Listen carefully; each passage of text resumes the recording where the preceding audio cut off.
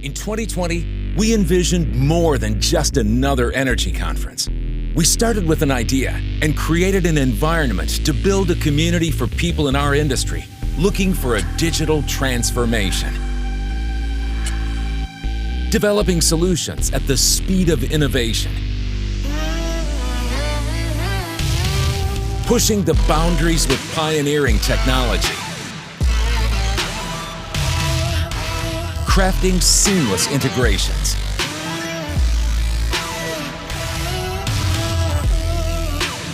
Delivering unmatched insights to you.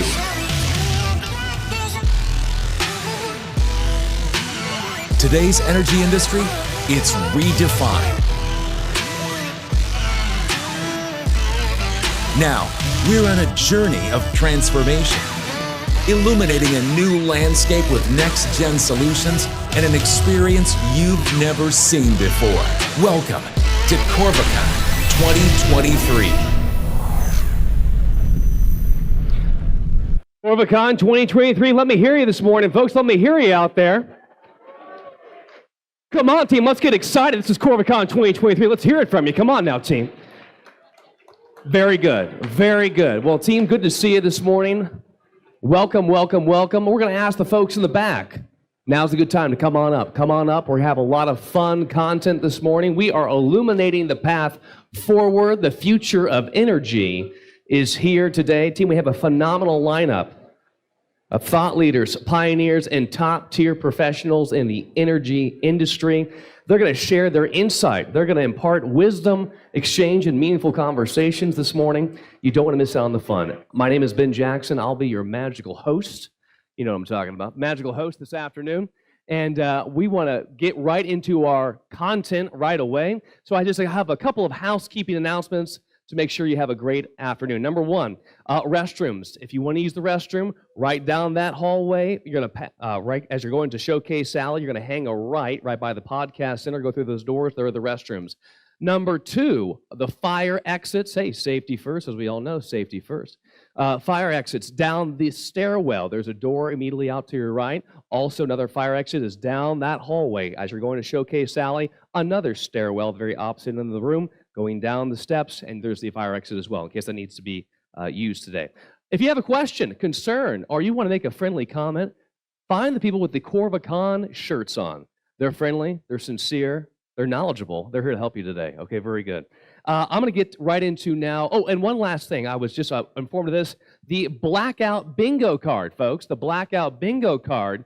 Now, as you attend the various sessions and you go to if you see a session at the digitalization stage, or you go down, you watch them at Showcase Sally, make sure that you get a sticker from those presentations as evidence that you attended those events, because later today when you go to the happy hour, and I know that you will, you'll want to have a good time to put your card into a big drawing to win 2 grand prizes. So if you attend all of them, make sure you get a sticker for each, and then you can also be entered into the grand raffle prize at the end of the night.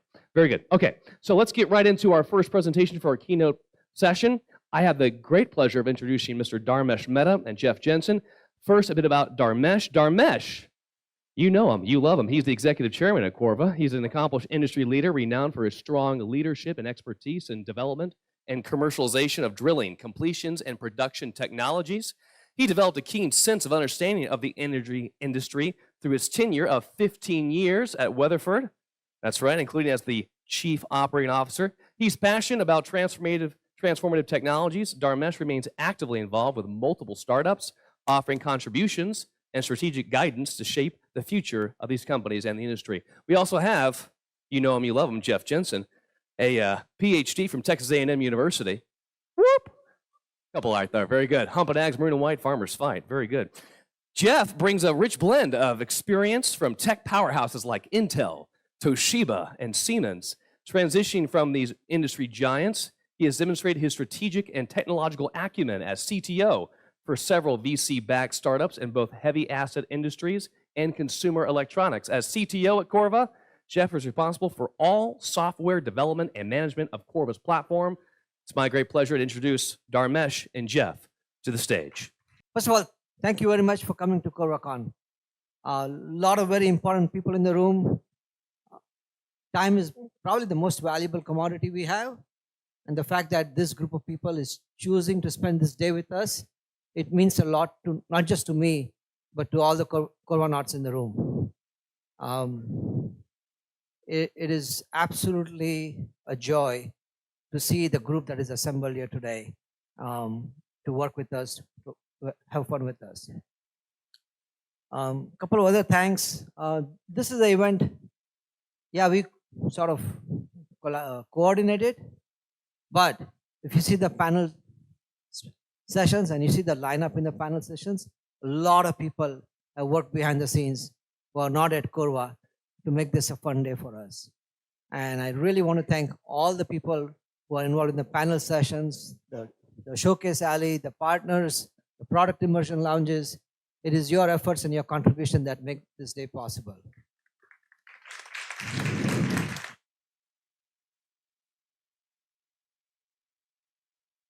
Other group I have to thank before I forget. It's like my Oscar speech. I have to thank a lot of people. It really is the creative marketing team at Corva. Katie, Jamie, can you please stand up? And anybody else on the creative side?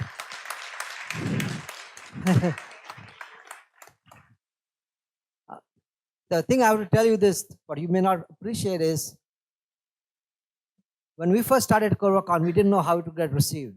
But over the years, the people who show up, the collaboration, it has really made it a fun event for this group. So it's today at a point where the creative team and the rest of the company goes all out. For those who don't know me, I don't typically, this is my first Corvacon as a speaker. I'm typically showing up as a participant. But the amount of effort that goes into this and the amount of creativity and enthusiasm the Corva team has, it really is because of your effort and your contribution and your participation. Like I said, I can't thank you enough for everything you guys have done over the years and you'll do today to make this successful.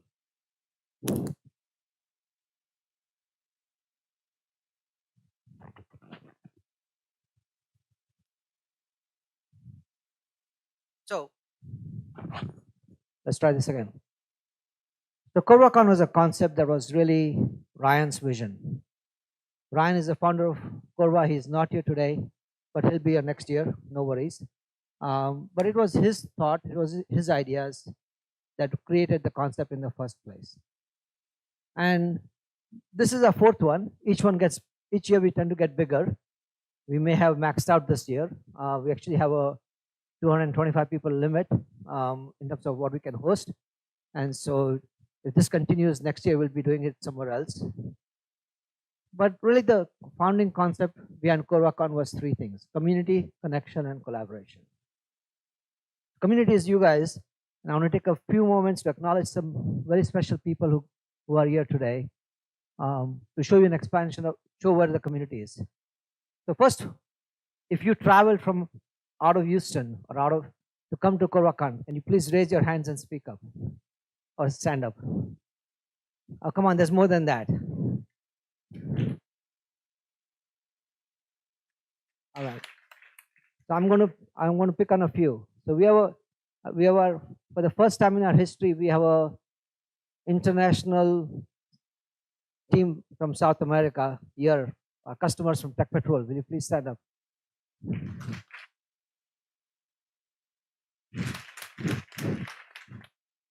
Matthias is standing, you can't see him, but we have a representation from Germany.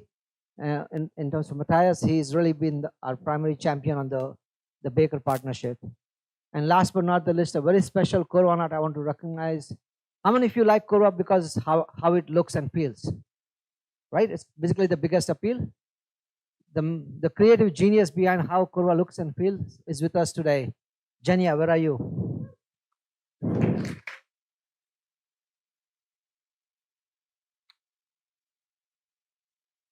So Jenya and our team are responsible for everything in terms of how Corva looks and feels and interacts with customers. So let me tell you a little bit about Corva and the journey of Corva. I have the pleasure of being at Corva from the startup, from the first days. Let me tell you how the story went to provide you a perspective on how the company got started. The timeline is March 2016. And uh, Ryan, somebody sends me an email saying Ryan wants to talk to you. I said, sure, I'll talk to him. And we arranged for Ryan to come and meet me in my office. And Ryan shows up wearing Hawaiian shirt and shorts. And the conversation goes something along the following lines. And he starts talking and he says, hey, Dharmesh, I want to change the way the industry does things. I want to transform the industry. So I said, okay, what's your background in the industry? None. And why do you think you can do it? And he said the magic word, which is cloud. He says, I think cloud has the way to change the way the industry performs. Now, by a brief background on myself, in 1996, I was part of a team that created a software startup in the production space. And we grew that company and the platform to over 500,000 worlds by mid 2000. And so that journey was really driven by one technology, which was Windows servers. The Windows servers were first coming out, and we felt like that would change the client server world. We started building a production platform on Windows Server. And my point is there's a theme here, which is cloud, Windows servers, two different technologies, two different emerging themes. So I said, okay, this sounds interesting. It might work. What do you want to do? He goes, I want to start with drilling. What do you know about drilling? I don't know anything about drilling, but I think it's a difficult problem to solve. So he asked me, what do you know about drilling? I said, I don't know much about drilling either. And so if you guys have heard the Southwest Airlines analogy, how, three people met at a restaurant in San Antonio and came up with the concept of Southwest Airlines. This was a similar story. There was no business plan. There was no financials. There were no pitch deck. It was two people who got together and said, hey, let's start a journey to transform the industry. And that's how Corva was born. It's a true story. It's very hard to believe. And sitting here today, I'd say I'm extremely pleased. I'm sure with what that concept has become and how it has evolved over the last 7 years. And mind you, it's 7 years. It's a very small time frame in the overall scheme of things. To put some humor into it, what Ryan had showed me was a prototype of what he had visioned of what would transform the industry. And so I asked Ryan, okay, how long is it going to take for you to take this prototype and turn it into a product? Ryan's answer was 3 months. Guess how long it took? 15 months. Some things don't change. Software is always takes longer than what the person who says it is. But we launched that product in 2018. And I'll say in the next 2 years, we were on about 250 rigs in the lower 48. Couldn't have scripted that. Couldn't have planned that. Couldn't have forecasted that. I think the concept of cloud, the concept of what Ryan had in mind was absolutely spot on, and the company got off to a flying start. I have to acknowledge one other person while I'm here today, which is shortly after we agreed to fund the company, we realized we didn't have a bank account, we didn't have an employee manual, we didn't even have a legal entity. So Courtney was our first hire. She's still with us today as Chief Operating Officer. And she's grown a lot older than in 7 years because of dealing with Ryan and me on a day-to-day basis. But my thanks to Courtney for everything she has been and continues to be for the company.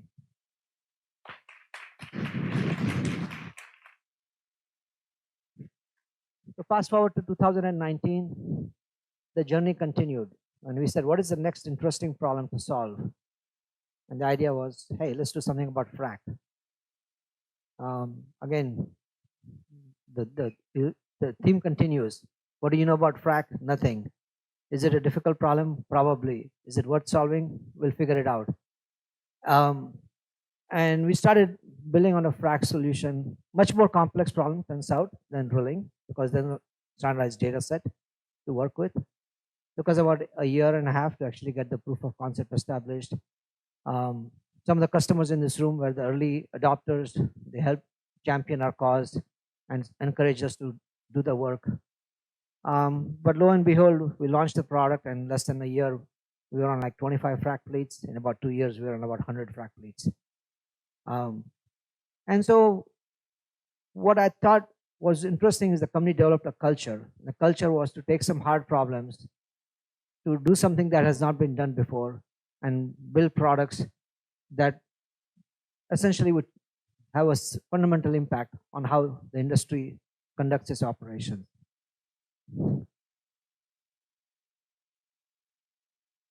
The other thing that we were sitting on a table and said, if we can build drilling and we can build completions, what is the right long-term answer? And the long-term answer is not that Corva is going to build everything. It's very obvious. We are not the brightest people in the world. There's a lot of incredible talent in our customers' organization, a lot of incredible talent in other companies in the industry. Why not create a product that allows other people to build stuff and build it just as fast and just as good? And that's when the concept of Dev Center was created. It was designed to allow other companies, our partners, our customers, to create similar platforms with or without our help. Actually, pay close details. One of the first Corvacon, 2021.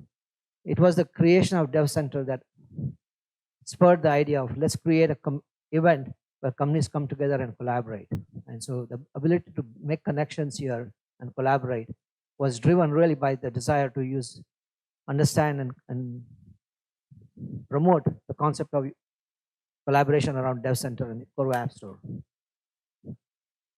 I'd say the creative gene in the company continues. In 2022, we launched geoscience, we launched sustainability.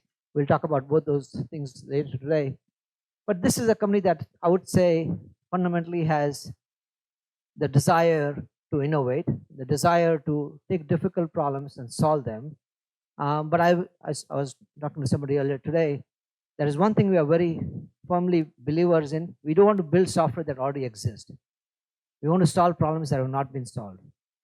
So generally, you will find us going into areas where nobody has gone into because we are not trying to replicate what exists in the industry today on a day-to-day basis. Not everything we have done is right. There are times to acknowledge things we don't do right. And those two things in the top, usability and fusion, which is data quality, are the two things we lost our ways somewhere along the journey. We lost our ability to compromise on those two things, or we lost our edge on those two things. It's something, an awareness that was realized earlier this year. And I'd say Jeff will talk a lot about data quality and fusion. I think we made significant improvements in the last 12 months and turned it from a liability into a massive asset for the company. Usability still needs more work. It's my way of acknowledging to you, the community, is yes, it's a great product. Yes, it's great to use, but onboarding in Corva is a challenge. How to get experienced users, how to navigate the users along the experience base is a challenge. We have a lot of work to do on the usability front. We understand that, we acknowledge that, and it's something we'll improve going forward. We'll stay focused on that. That's Corva's journey from a platform perspective. It's always good to put concepts into numbers, and this slide tries to do that. So when we launched Corva in 2018, we had 22 apps. Today, we have 123 apps. When we launched Dev Center in 2020, we had 14 partner apps. Today, there are 75 partner apps. And my prediction is, as every year goes forward, there'll be more partner apps and customer apps in the App Store than Corva built apps. And that is really the power of the App Store. And we'll talk about that later. The number of users at the end of 2018, US and Canada, the two countries we were in. Today, we have users in about 41 countries around the world using Corva. So the growth of the user base on a geographical basis is pretty impressive. Number of users, almost 10,000 users every day log into Corva today and perform the day-to-day operations, whatever that might be. Growth metrics are nice, whether it's users, whether it's number of logins, whether it's number of apps. But really the only thing that matters in this industry, or one of the most important thing that matters in the industry, is service quality. And at Corva, we have a relentless focus on service quality. It's not like we always get it right, but it is something we absolutely are focused on. And one of the metrics we measure is response time. If you're in Corva, you go into the chat intercom and you say, ask a question. How long does it take before you get a response? In 2018, that was 220 seconds. Today, it's 12 seconds. So those 41 countries, anybody in the world has a question on anything in Corva, this company responds in 12 seconds. There's a group downstairs as you walk through it. They are incredibly focused on making sure you and your users have the best service quality in Corva when you're on a day-to-day basis. And I would say it is that passion, it is that focus that allows us to grow the user community every year.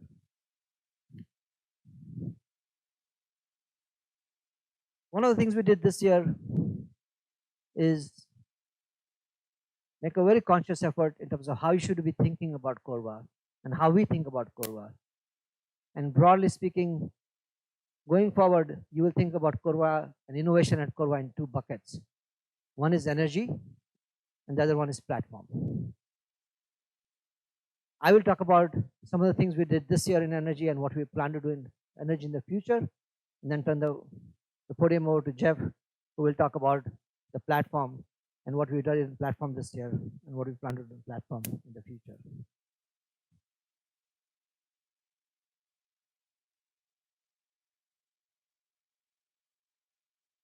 So like I said, we made the investment in geoscience in 2020. The reason we started the journey was really, hey, let's just bring all the logs and display them. So because the ability to just collect the data and display them is a massive effort. But just visualization is not sufficient. Our focus really in 2023 was how to take that visualization and turn it into collaboration. And geo drilling and geo completions is where the focus was on how to take collaboration to the next level between the geoscience community and the drilling community, or geoscience community and the completions community. So from a geo drilling perspective, as we are near the end of 2023, what can you do in Corva? Hey, not only are the logs collected, but every time a geosteering interpretation is done, it can be automatically picked up and displayed so the driller can see it live. It doesn't have to wait for 30 minutes or 20 minutes for somebody to make that available to him. It doesn't have to go through messages and Slack channels and things of that nature, or Teams channels. As a driller takes action, everybody can see it. That ability to make that collaboration happen in real time between the operational geologist and the driller is now a reality in Corva. It's not just that collaboration. What you want to do is pre-well planning. You want to do formation metrics. You want to see what the drilling parameters are by formation metrics. Maybe someday you want to do automated formation top detection. All those things are now possible with the work we've done in geodrilling. At the end of the well reports, you can now compare drilling performance across formations in a much more easier manner. That geodrilling story is something that is in the early stages, and it will have a significant impact in terms of the collaboration that will occur on a go-forward basis in our customers' environment. Geocompletions is a similar thing. By bringing the geosteering interpretation and overlaying that with treatment data, our users can now basically see how their treatment responses were related to the geosteering, the log information that comes from geosteering. You can do meaningful analysis, stage-by-stage comparisons, well-by-well comparisons, and bring a whole level of collaboration from a geoscience and a completions community.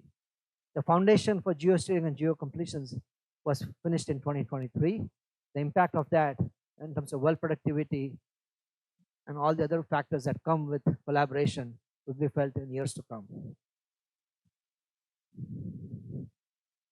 Predictive drilling was other big event of this year. So our Corva's journey of drilling automation started in 2020, and I remember Ryan and I having a conversation, and the conversation went something along the following lines, which is we want to change the way the world drills wells, we want to automate everything. And we looked around and there's lots of talks of drilling automation, but doing it in scale, doing it repeatedly, doing it reliably, we felt that that was the opportunity. And we started building a platform, we started building the internal capability to do drilling automation. We actually made a lot of progress on it over a 3-year period. We actually parked the product. We parked the product because we couldn't really find a strategic partner who felt and thought the same way we did about what drilling automation should be. Until our next keynote speaker, Subodh, and I met, and there was instant alignment on what the industry should be doing from a drilling automation perspective. And that gave the concept of predictive drilling and brought it into reality. We now drill about close to 10 to 15 wells in the last 3 months, and an average improvement of 20 to 30% in ROP optimization. It's really a game-changing technology if you think about it, to get that kind of improvement. It's taking the best wells you drill with Corva and improving them by 20 to 30%. So remember, these are customers who have already done a fair amount of optimization on a day-to-day basis drilling with Corva. We have some customers who have cut their drilling times by about 9 days or 7 days in the last 5 years. So it's taking that kind of optimization and getting another 30% improvement on that. It's not just about performance. The issue is, how long does it take to get it deployed on a well? And the answer is a few days. If the rig is enabled, we can turn on drilling automation literally within us. We actually had a customer recently, we showed up at the rig site, not with the idea of turning predictive drilling on. We showed up at the rig site with the idea of educating the customer on what predictive drilling is and how it would work. And the company man said, I want it turned on right now. And lo and behold, we turned it on, and we got a similar performance improvement with literally no prep required, no work required. And it's not just about getting performance. I'll say for those who are all of us in the technology business, it's about change management. Can you build something that the users feel comfortable with and the users want to use? And what we've been measuring is the metric, which is what percentage of the lateral or the well is the driller comfortable using predictive drilling on. The first few wells was about 40%. The last few wells, we are approaching 85%. So what we're able to do is take technology and make it usable, give people comfort with it, usable it. And it's definitely a transformative thing from an industry perspective that we got released in 2023. Sustainability. If you are in the industry at all, it is hard to not see what our customers are doing. And what I think as an industry, we've accepted that the future of energy is not just hydrocarbons, but it's a number of different technologies that contribute to energy. It's in press reports, it's in press releases, it's in the corporate reports. It is the right thing to do. Not getting the politics of clean versus hydrocarbons. The world needs energy, and the world will need more and more energy as time goes on. And it's up to us as an industry to support all the different forms of energy that are possible. Well, what's the biggest problem with ESG technologies today? Of the 100 that are starting up every year, how many of them are actually going to make it? I had dinner yesterday with a friend of mine, completely unplanned. He works for one of the E&P companies. They've spent like $400 million or $800 million on some starting up new energy ventures. And guess what his comment was? He said, Dharmesh, I'm not sure either one of them will ever be, forget about commercially successful, will even work. But at some point, there'll be a group of technologies that will work. And if you come to the emissions panel later this afternoon, or sustainability panel this afternoon, we are working with companies in the water management arena. The issue is, I think once something does work, you will need a digital platform to scale it. And what Corva is focused on is providing a digital platform and all the tools that come with it that will allow ESG technologies to scale up. And we are working with companies in the early stages. And I strongly encourage those who are interested in sustainability and what we are doing to go to the panel session this afternoon and see how we are working with a few companies on water treatment in the Permian. So I've covered so far what we did in 2023. Let me spend a few minutes talking about what we're going to do over the next 3 to 5 years.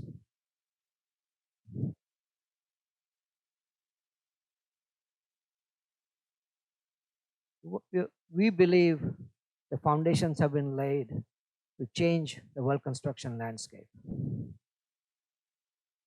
I believe we have sufficient knowledge base today, plus Jeff will talk about in AI, that we believe every rig will have some level of drilling automation in the next 3 to 5 years.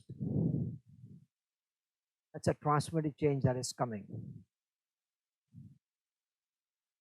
It's not just the automation from a drilling perspective.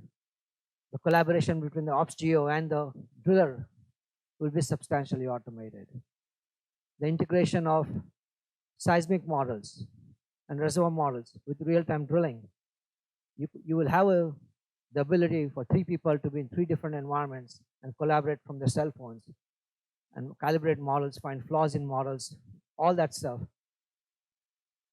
The ability to break down barriers and to collaboration to occur, regardless of where individual is, regardless of what the data set is, that will become real over the next 3 to 5 years.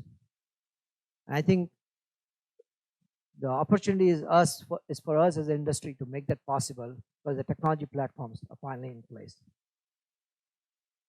For those on the US land completion market, you will see a significant focus from us on completion optimization.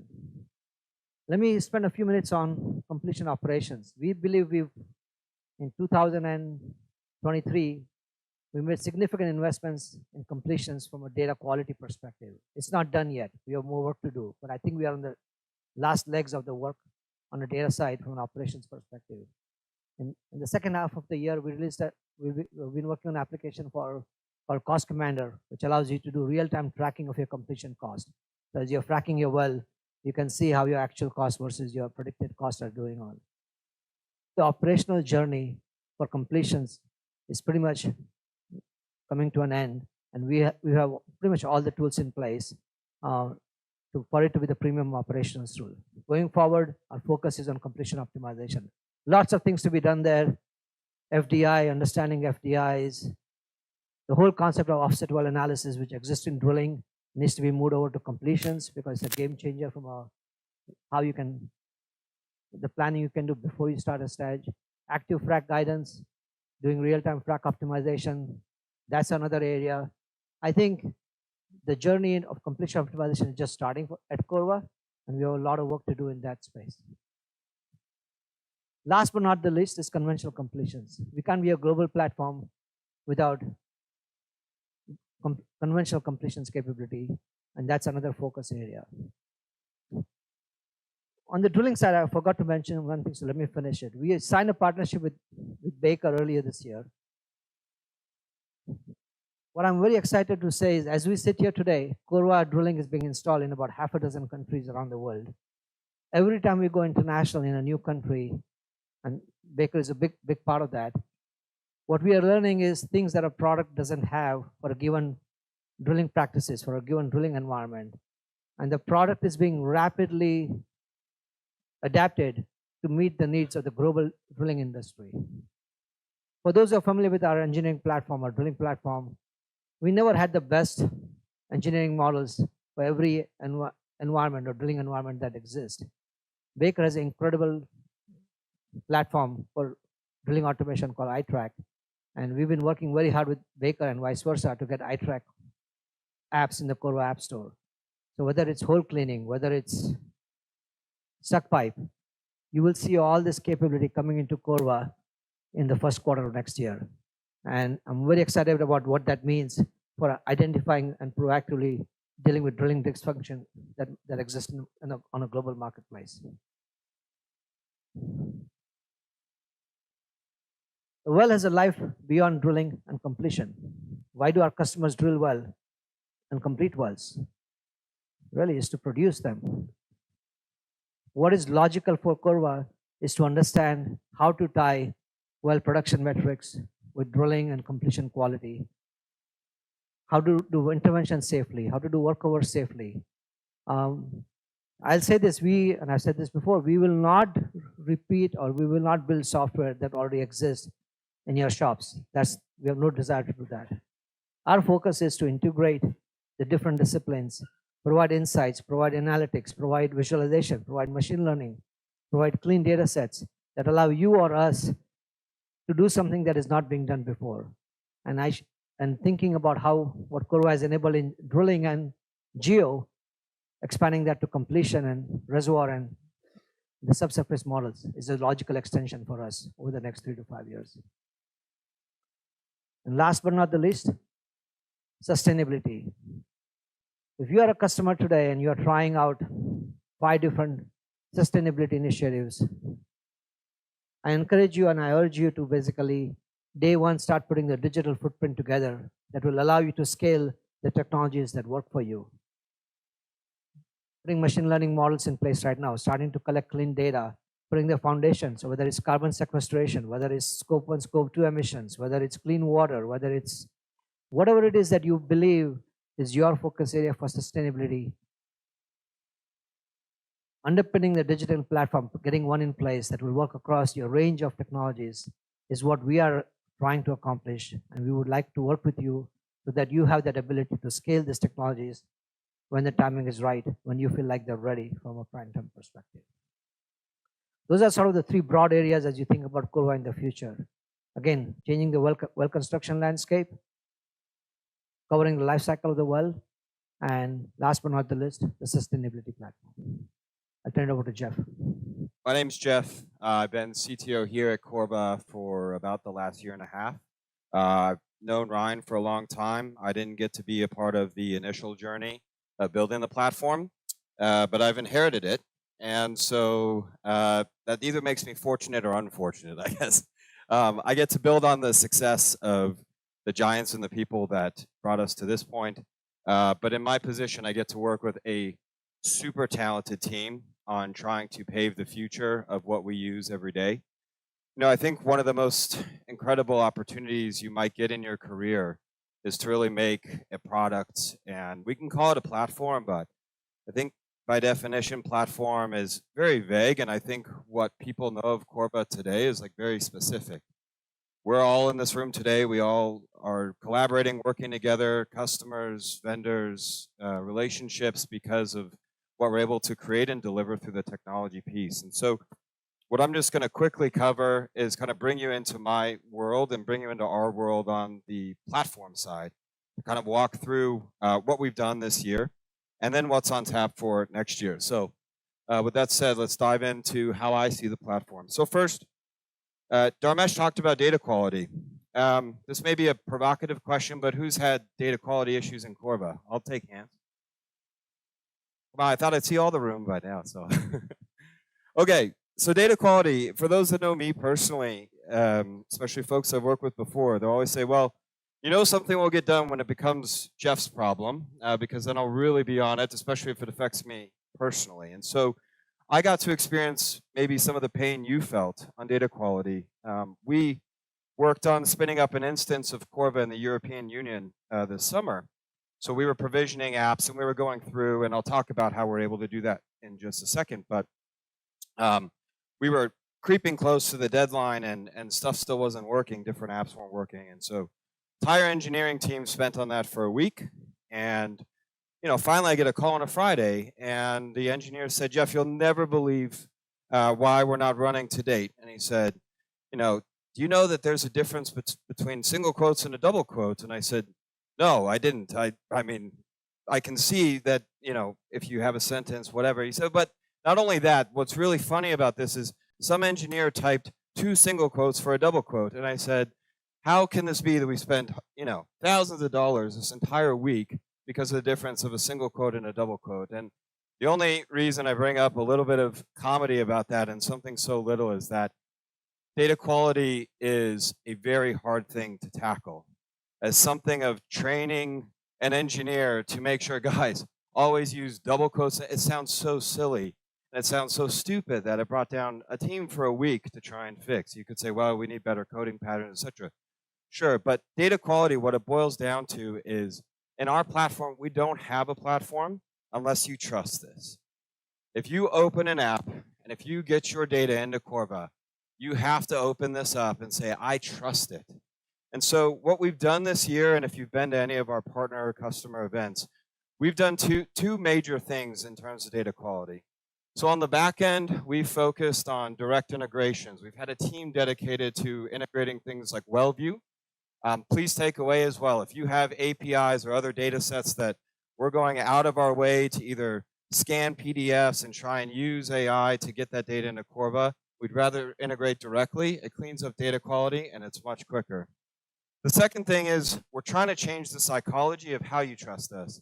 So when you open up an app today, you'll now see we have data quality badges. We've literally tried to bring the authenticity and the trust you place in the platform directly in the user interface. I think that's a really important thing, and there's a fun podcast that I've listened to. It was about a year ago, actually about Uber. And if you think about it, you could say, well, Uber really changed the game and how they did ride sharing and doing that. But when they interviewed the VP of marketing and he was the head of product, he said, what's the most influential change you made in the Uber product? And I found his response to just be fascinating. And he said, you know what? We decided to make little 3D cars that show the line directly to you. And the podcast guy said, well, why is that fascinating? He said, well, it's all about psychology. He said, normally people don't want to wait for a cab. But we took actually the thing people hated most about getting a car, we made them love it. You'll sit there and watch your Uber screen and wait for that 3D car to come to you. And so much of trust there, right? You don't trust that the cab's going to come. But you'll trust that your Uber car is going to come if you watch it on a screen for 15 minutes. It's amazing. So if you think about that, what we're trying to do in data quality, it's hard. We're asking for your patience. But we'll continue to give our best effort. And I want to mention that the product team as well, it's also about speed. So we've had issues of rerunning long wells, especially if you're offshore, it takes us a while to replay the data. We've made significant improvement in that. You can certainly expect our ability, Ops' ability, to be able to rerun, recalculate metrics for a different part of wells to be released shortly in the new year. And so we hope to cut down the time, the speed, and the cost by which you can trust the data. So data quality, I spent a good amount of time on that.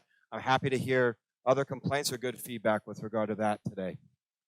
The second is, last year we introduced a concept called Corva Enterprise. I'll be quick with this. Enterprise is not some special contract you do with Corva. It's not really a product by itself. But what we've done is really amazing here. Corva was built on AWS, as Dharmesh kind of mentioned. We've taken nearly everything, except for completions, from our AWS product. We've used some really great technology and a lot of great people to allow Corva to literally run anywhere. Now, why did we do that? Well, if we want to achieve kind of our goal of world domination and hopefully lifting the industry up, we have to meet international customers where they are. There's different geography conditions and data residency in countries, and ultimately, if you're a software provider, you have to be able to keep data in country. We're able to do that today. We've already deployed in a couple of different regions and countries. We expect to be deployed in hopefully 10 to 15 different places in the world next year. And you may say, Jeff, well, that's great. Corva makes more money. It doesn't benefit me. I would challenge you there. I've been in every international conversation that we've had so far. International customers bring new requirements. They challenge us to do better. And ultimately, we've already changed our roadmap with key features that these customers have requested. So it's kind of like if you start working with Corva, you get the benefits of other customers and how we adapt to that. So our ability to go international and work with them has brought us a lot of great feedback and changes that you're going to benefit in the product. If this is interesting to you as well, if you need to deploy in a specific country, specific region, etc., myself and a few other people will be around today. We're happy to talk with you about that. This is going to be a big deal. This is how Corva will be one of the software, startups that truly made it international, is our ability to do this. Next, Machine learning. I've been in tech long enough. You heard some background on me about being involved with other companies. And I'll say this, the really hard thing about machine learning is everyone says that they do it. Reality is, I don't really think most people do it. If you look at who's really successful, as an example, does anyone know how long it took ChatGPT to get to market for this March or April? How long did Sam say they worked on building that LLM? Took them 7 years. 7 years to build that, bring that to market. Did they make a big impact? Everyone in this room has used ChatGPT. I almost don't even need to see hands. My mom's used ChatGPT. I know that people can do this. So when it comes to machine learning, I think when Dharmesh talked about predictive drilling, building great machine learning takes time. Anyone that says they're cranking things out in a couple of months, maybe better to be lucky than good, but in most cases, machine learning takes a lot of time. What we're going to do this year and in the coming couple of years is a couple of things. So one, you'll see our creativity and the use of data and the collaboration with partners and customers to bring additional products like predictive drilling that will dramatically change how you run your business. I've seen it already with predictive drilling, but again, it's going to take a lot of hard work and really smart people to get that done. The second piece that we are going to do, I've heard from customers over the last year and a half, we're going to enable Dev Center to allow you to plug applications and workflows into your machine learning operations and your machine learning pipelines. Look, I've been in tech. I don't want to compete with Databricks. I don't want to compete with Snowflake. I don't want to compete with Hugging Face, all of these companies that are out there training models. But what Corva has is we have good, clean data. We have data that's highly valuable for those models. And certainly we have an ecosystem that allows you to run those models. So you'll see a lot of integrations in a Dev Center. I'll be meeting with customers, personally to figure out how we can best integrate. But in terms of machine learning, we're going to bring a lot of capabilities to the table in the next year. Gen AI, I won't spend a lot of time on this, but I'll at least float out a couple of provocative questions here.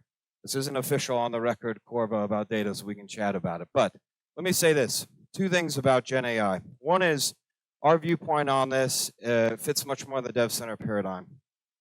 We see an ability where, the promise of Dev Center was that you could take maybe your developers or partner with us to build apps quickly and get answers to questions for your business. The promise of Gen AI, one way we're thinking about it is we're going to allow you potentially like ChatGPT to just ask a question. Give me all the times or whatever tripping speeds over 20 minutes on this well compared to this well. No longer do you have to coordinate maybe your front end and your back end dev to get that data together. We'll actually piece together the API, the visualization, make that a beautiful Corva chart and allow you to pin that to a dashboard. We're thinking about that in different ways of how do we reduce the time, how do we reduce the development activities to still get to the answers that we want. So this is one viewpoint. The second is we've already done some experimentation with our own data on Gen AI's ability to do data quality cleaning. You can, be my guest after this, open up, ChatGPT, take some data set that you have, go put it in there, maybe take something with times or timestamp and say, hey, chat, go ahead and change this to European time zone. And oh, by the way, correlate some other events with these times. Feed it back to me in JSON. ChatGPT can be a phenomenal, or LLM-based models can be a phenomenal data cleaning tool. I'll caveat that with this. I'm very cognizant and very aware of data privacy, protection, and IP arrangements with all of our customers. So for the first second, don't think that I'm taking your well data, feeding it into chat and getting smarter that way. That's not the case. However, I do want to open up the conversation in the room, and that'll be my last point for Gen AI. You are going to have to make a decision, probably like you did in 2014, and that was, well, we're running everything in our cloud, on our IT closet, etc. We're not so sure about Azure, AWS, and Google. They could have all of our data. They could have all of our virtual machines. And I was around a different company at that time, but what the answer actually became was, well, Microsoft, AWS, and Google spend billions of dollars way more than we can. They're way smarter at this than we are. And eventually, I think there's not a single company or person in this room where your business isn't running in the cloud today. I think people will be discussing the exact same thing about OpenAI, Google Bard, and these things. Like, who's really the master at creating the technology? The trick is, how do you protect your data? How do you protect your IP? So let's talk about it. Finally, with the Dev Center vision, I think building app platforms is really hard. There's not a single winner in the industrial app space today. I've been around companies, so GE had Predix. They bought or partnered with Cloud Foundry, tried to make it so you could deploy apps. GE Predix really isn't around today. You had I worked for Siemens when they launched MindSphere. MindSphere still hasn't taken over factories everywhere and all this. So there's a reality where, and then you've seen other companies, Cognite, C3, et cetera, et cetera, et cetera. Nobody's won. Why? There's a lot of variables, but it's really hard to make an Apple or an Android ecosystem for the entire industry. And so my goal with Dev Center is to figure out externally where are the developer problems, could fit in more with machine learning. Maybe it's rapidly building visualization. Maybe it's the integration of AI. We're going to take time to get the customer feedback and improve Dev Center from that standpoint. But the second thing with Dev Center is that we know that it still has to exist. Why? Because we have true demonstrated success of real dollars saved, real dollars earned. And so we know at least that something we've created is providing value. The final thing, and then we'll wrap up here, is on data management. So the nice thing about Corva is you can get data, we can store data, but I've told our engineering team that our data strategy has been to basically have a dump truck and a Ferrari at the same time, which is relatively impossible. So it's no secret we use MongoDB today. If that's foreign to you, I won't have time to explain it, but MongoDB is one of the database providers. So in the future, in this next year, we're going to do a couple of things. One is they've massively upgraded their software and capabilities. We've already started to use those capabilities behind the scenes. The benefit to you is better queryability, faster results, and ability to store more and let that cost be less. So our goal will be is if it costs Corva less to store and process the data, hopefully we can find other ways to find value in contracts and working with you on the platform. So the changes to MongoDB this coming year will be super important, and those on the roadmap for Q1. The second piece is I've announced all this stuff with data management, AI, generative AI. This takes different data storage techniques. It's no secret Snowflake's gotten as big as they have because they're not just only using Mongo underneath the hood, they're using a lot of other different stuff. And so from our perspective, we will be using some other data laking technologies and tools to allow training and easier integration with these AI capabilities. So to wrap this up, the platform is immense. We do a lot of things on the energy side that are very specific. However, what we're seeing from a technology point of view is how do we integrate some of the latest and greatest machine learning tools, generative AI, while making sure that we keep Corva as the best platform for the oil and gas industry and for you to use with and grow. So with that, I'll hand it back to Dharmesh. Thank you for your time. To summarize, as you think about Corva going forward, think about how we are focused in really two broad buckets. Everything that Jeff talked about on the platform side benefits everything we do on the energy side, which is what I talked about earlier. It is the combination of the two that makes Corva unique and the ability to do some really cool things on a go-forward basis.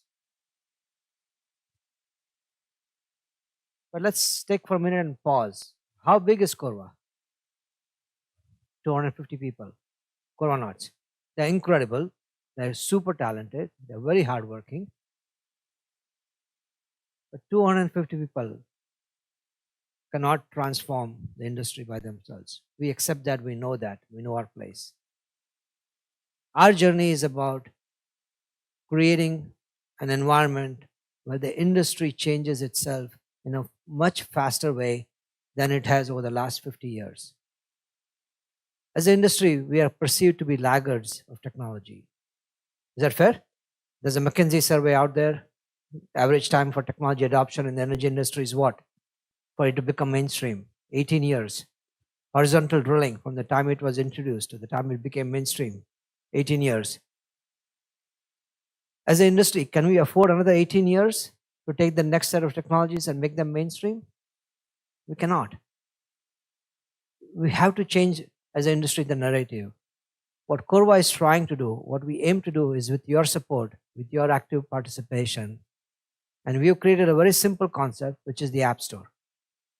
App Store is our way of telling you that, hey, we can change the narrative and go take the technology adoption curve, which is 18 years to get to mainstream, and get it down to 2 or 3. It is that power that the App Store brings to the table. It is that vision we have, and won't be possible without more Corvacons, without more collaboration, without more active community development, and building the connections that you will build today. So once again, thank you very much for coming here today, and we look forward to working with you on the exciting journey ahead. Thanks.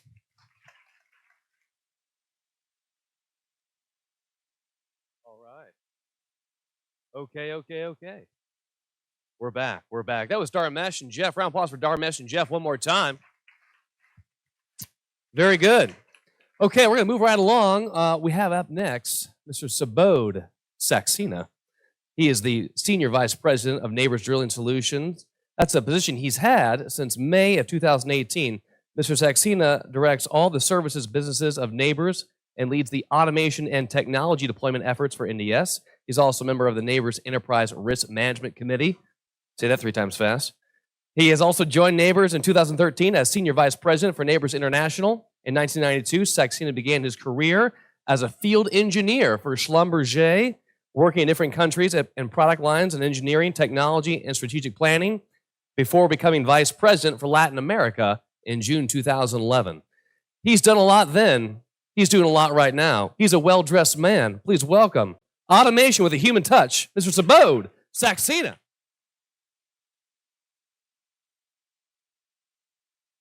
Thank you very much, Ben. It's good? Excellent. Okay. Good morning, everyone. I have to echo what Dharmesh said about the look and feel of Corvacon. This is my first time being here, and I'm actually impressed by the attention to detail. So I love my cappuccino in the morning, and I had my first cup of cappuccino here today. And this is the first time I just wanted to look at it and not drink it. Anybody who's had a cappuccino, you will know what I'm talking about. There is actually artistry that is happening here, which is amazing. So let me start off by telling, if I had to sum up my presentation in one sentence, what would it be? I have this strong conviction that the automation and digital solutions of the future will have to incorporate an element of human creativity and expertise in conjunction with the machine learning and the data science models that today we have. And why do I say that? And how we can do that is what I'm going to explore with you over the next 15, 20 minutes. And this may seem a bit contrarian to my day job because, I am effectively selling automation and digitalization to our customers. But I still believe the combination of those two elements of human performance and the solutions that we create is a very powerful tool. Okay, so as a drilling contractor, because I work for a drilling contractor, and as an industry, and even as human beings, I think we all like certainty in outcomes. And our industry has spent a lot of time and effort over the last few years to push and measure performance with the intent that those performance metrics have a signature which is similar to this: low standard deviation and high levels of repeatability and consistency. Because this is an element which is being used to cover actually the sins of our past, and I will talk a bit more about that. And Neighbors' approach is no different. The solutions and the technologies that we are creating, whether for process automation, machine automation, or advisory automation, are to give high consistency and repeatability. Because we believe that brings a lot of value to our customers. And the next chart that I have shows how we are creating, one of the elements of how we are creating value for our customers. So this shows how the footage per rig per annum has evolved since 2016.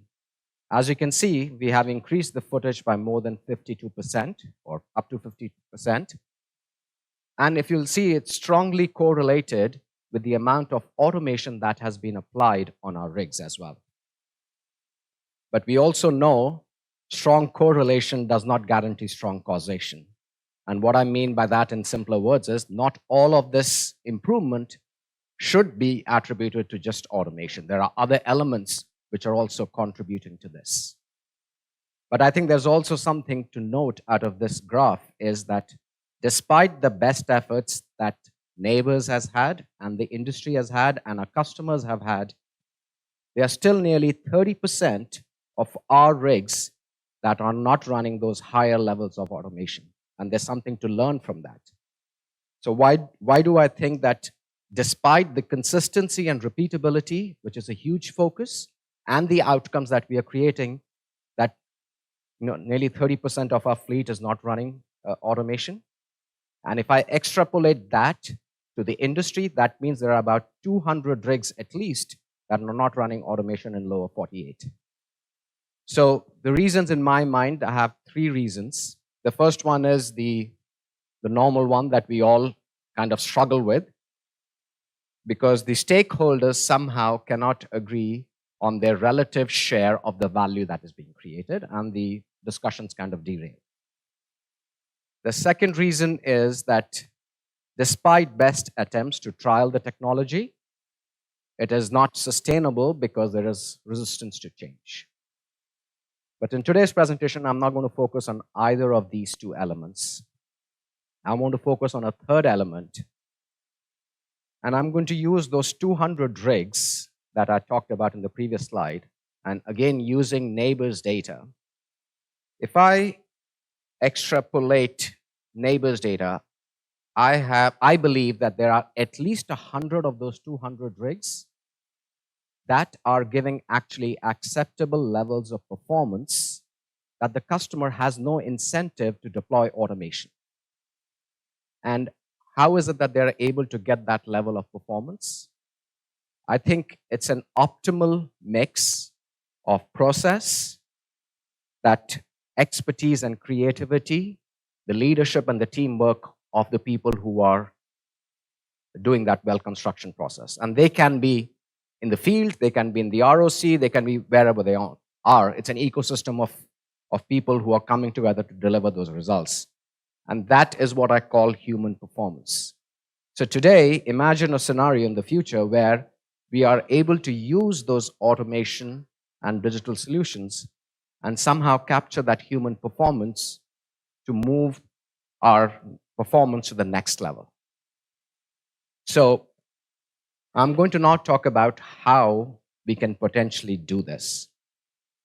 And I'm going to use an example which is very, very simplistic and maybe a bit tangential, but hopefully bear with me till, and I'll be able to hopefully connect the dots.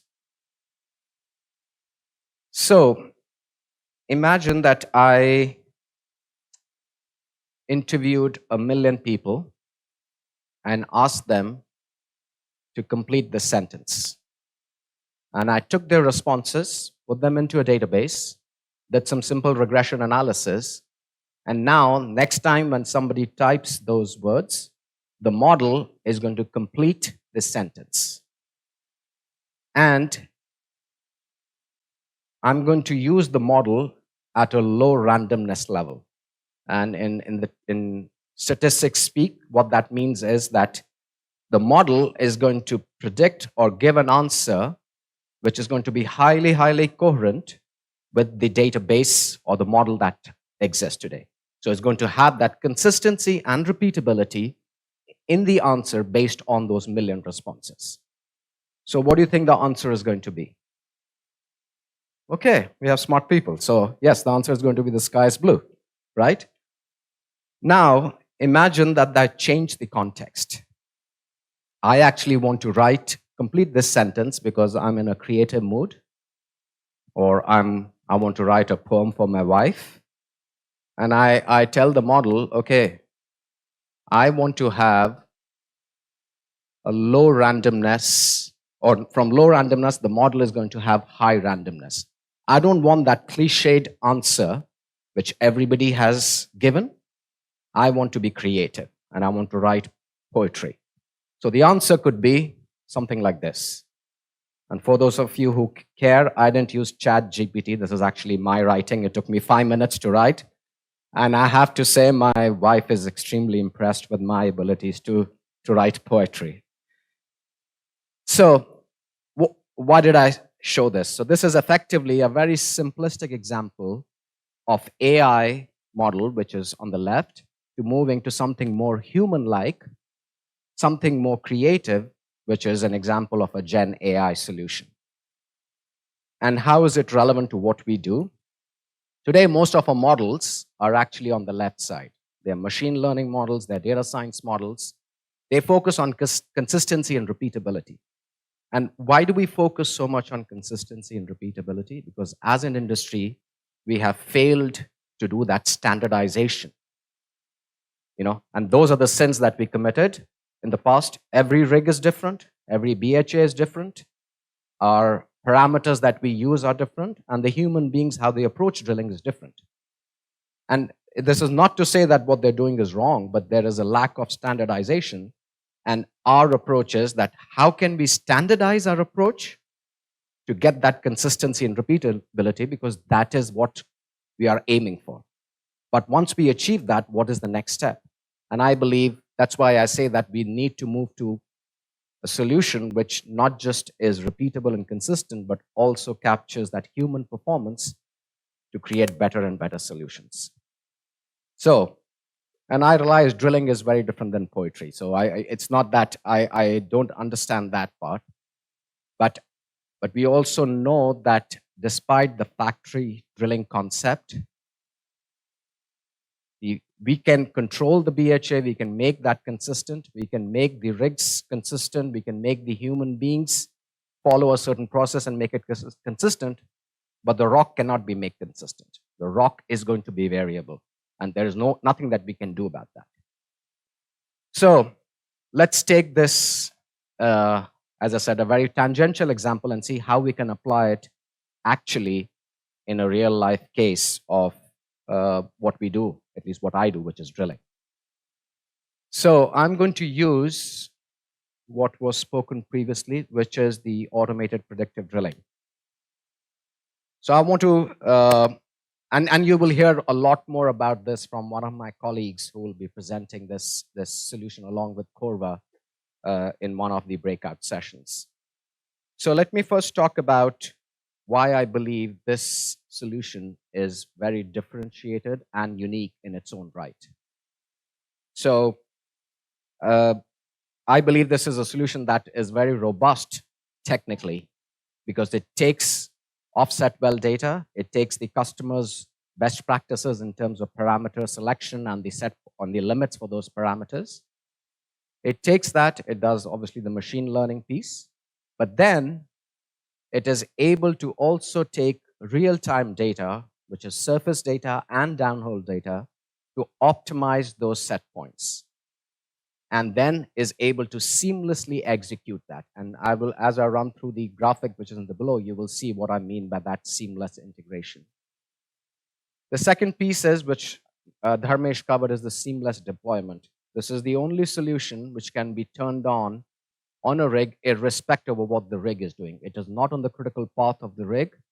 You don't need the rig to move to skid. You can go and deploy this anywhere, anytime you want, with minimal hardware as well, which also means that the cyber security police of neighbors is not having a warrant against me, because I can do this with practically no deployment of hardware. The integration is again very unique, both from a workflow perspective and with the existing apps. So this solution automatically ties into the neighbor's smart apps, whether that is Rocket, Revit, Smart Drill, Smart Slide, you name it, and of course the Auto Driller. It seamlessly integrates with that. And it is in the workflow of the driller and the ROC center, because now that we don't have a separate screen for the driller is actually consuming this solution with the HMI that he's normally using. So it really creates a very unique workflow, which creates value for the customer and obviously for our field crew as well. And this can, I mean, we started this less than 4 months ago, 5 months ago, and it has been, in my opinion, a huge success, not just because of the collaboration of the customer, but also the collaborative mindset that Corva and neighbors have had. And I have to give credit to the teams on actually working together to come up with a solution which I believe is unique and adds value for our customers. So, having kind of spoken about some of the elements of its uniqueness, let's go through actually how, at a high level, how it works. So as I said, this is the Corva cloud piece on this chart here. You take the operator's best practices, you take the offset well data, you do the machine learning model, and then that pushes the information to the neighbor's cloud, which is called RIC Cloud. And once you have done that, the neighbor's RIC Cloud then connects to the RIC Cloud edge. This is the instance of RIC Cloud at the edge, which serves three purposes in my mind. This is the aggregator of the surface data and the downhole data. So this is the EDR PVT provider and also the collection of the MWD data. So the first thing it does is it collects that real-time data, passes it back to RIC Cloud, which passes it back to the Corva Cloud, and using that real-time information, the set point optimization can happen.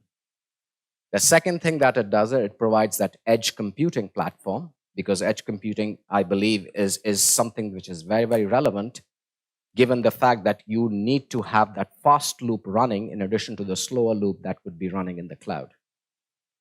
So it provides that ecosystem. And finally, the third thing it does, it connects to the control system of the rig, and in this case, the neighbor's smart ROS system, and interfaces with the existing smart apps, and also with the autodriller that executes that.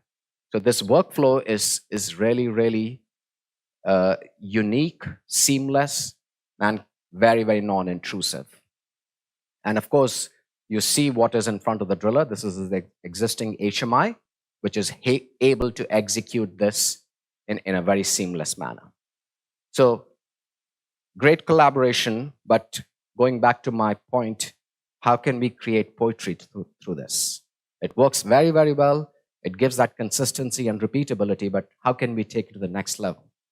So I'll give you my perspective, and there are much smarter people around who will have other things to think about as well, but I'll give you a teaser of what I think should happen or can happen.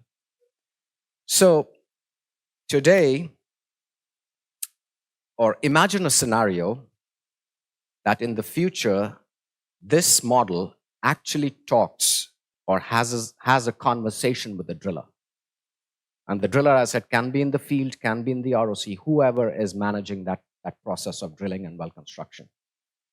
And what I mean by talking to that driller or having that conversation with the driller is that it is actually not just pushing those set points. It is actually telling the driller what it is doing and why it is doing that. So if the weight on bit is going to be increased by 10,000 pounds, the model is going to actually convey the reasons why it is doing that. And why is that relevant in my mind? It is relevant because the driller is obviously, it creates better engagement with the driller. It creates better learning opportunities for the driller. But I think more importantly is that the driller will only intervene when they know that they can do a better job than the model. So their intervention is actually intentional. Today, the driller intervenes a whole lot because they don't know what the model is doing and they believe they can do it better. So it's a level of ignorance that drives their intervention rather than that collaboration that needs to exist between the user and the model. And I think that is a very important element, that we need to create models that are able to have that conversation with the user to drive better engagement and to drive better understanding and make those interventions very, very intentional. And the second piece is Today, whenever the driller does an intervention, I believe there's an opportunity for us to learn. Just like social media, who are on it, they give their feedback of thumbs up and thumbs down. I think there is something to learn whenever the driller does an intervention, because that is what is going to drive that continuous improvement of the model. Because I still firmly believe that engagement of the field people is very, very important to make these solutions more adoptable, to learn more, and to drive better penetration of these solutions. So my point in this whole or this futuristic thinking is that human performance is a very important element of capturing and developing our technology roadmaps. Yes, I am a firm believer of doing solutions which are automated and which are digital, but capturing some of those elements of human beings, I believe, is extremely important. So I'm going to leave you with the same slide that I spoke about previously as well. And I know the theme is illumination, and as I said in my slide, I believe this is only a flashlight, not a floodlight. So my thinking is that the commercial models can be resolved by better collaboration between the different stakeholders. I think that is very, very important. As an industry, it's a very volatile industry, and everybody wants their relative economic rent, depending upon where the pendulum of leverage is. But I think collaboration is a very important element. The second piece is mindset. If we want to not have that resistance to change, it requires leadership.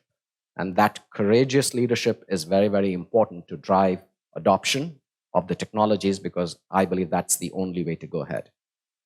And I think I spoke enough about human performance. The key message here is that human performance is an important element that we need to learn to incorporate. Yes, we want to create automation and we want to create digital solutions, but moving to a more of a Gen AI-based solutions where there is actually that interaction between the human being and the models is going to lead to better outcomes. Thank you very much.